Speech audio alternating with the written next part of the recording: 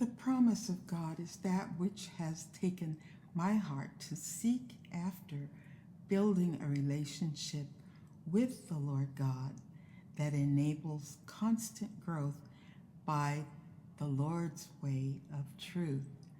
Without a doubt, by the Word of God and the life of the Lord Christ Jesus, we are led to identify the source desired for blessings and the source that is contrary to life that enables blessings.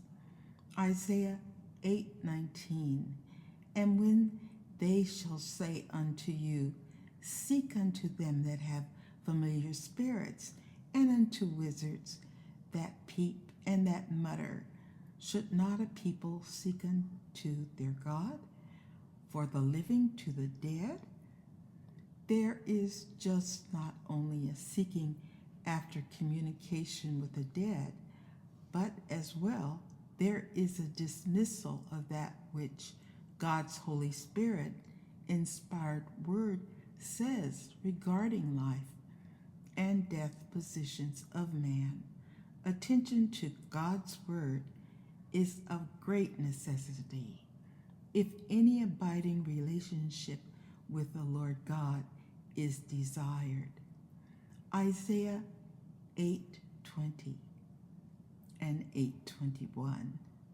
To the law and to the testimony, if they speak not according to this word, it is because there is no light in them. And they shall pass through it, hardly be stead and hungry, and it shall come to pass that when they shall be hungry, they shall fret themselves and curse their king and their God, and look upward. Isaiah 8:22, and they shall look unto the earth, and behold trouble and darkness, dimness of anguish, and they shall be driven to darkness.